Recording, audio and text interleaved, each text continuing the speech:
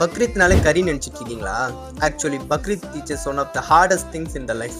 This is 1 மினிட்ல உங்க mind open பண்ற சீரீஸ். அண்ட் நம்ம இன்னைக்கு பார்க்க போறது ஒரு இன்ட்ரெஸ்டிங்கான இஸ்லாமிக் ஃபேக்ட். ப்ராஃபட் இப்ராஹிம் அலைஹிஸ்ஸலாம் இறைவன் மேல ஒரு பிக்கஸ்ட் ட்ரஸ்ட் வச்சிருந்தாங்க.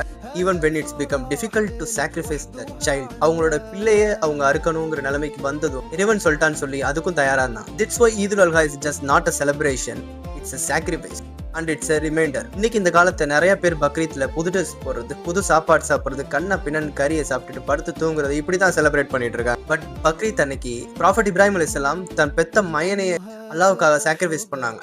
ஸோ அதை ரிமைண்ட் பண்ணக்கூடிய ஒரு நாளாக தான் இந்த பக்ரீத் இருக்கு. இந்த நாள் அன்னைக்கு நம்ம என்ன பண்ணணும், நம்ம கிட்ட இருக்க விஷயத்தையும் சாக்ரிஃபைஸ் பண்ணணும். ஊர் பாக்குறாங்கிறதுக்காக நம்ம கறியை குர்பானி கொடுக்குறோம். பட் நமக்காக நம்ம கிட்ட இருக்க பேட் ஹேபிட்ஸை யாருமே குர்பானி கொடுக்க மாட்டீங்க. ஃபர்ஸ்ட் நம்மளோட ஹராமான ஹேபிட்ஸை தான் குர்பானி கொடுக்கணும். பக்ரீத் நம்மளுக்கு என்ன சொல்லி தருது?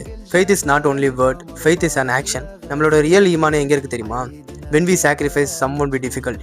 நம்மளுக்கு எது கஷ்டமா இருக்கோ அதை நம்ம எப்போ சாக்ரிஃபைஸ் பண்றோமோ அப்பதான் நம்மளோட ரியல் ஈமானே தெரியும். இந்த பக்ரீத்ல ஆடை மட்டும் குர்பானி கொடுக்காம வேற ஒரு விஷயத்த குர்பானி கொடுப்பீங்கன்னா எந்த விஷயத்த கொடுப்பீங்கன்னு சொல்லிட்டு போங்க.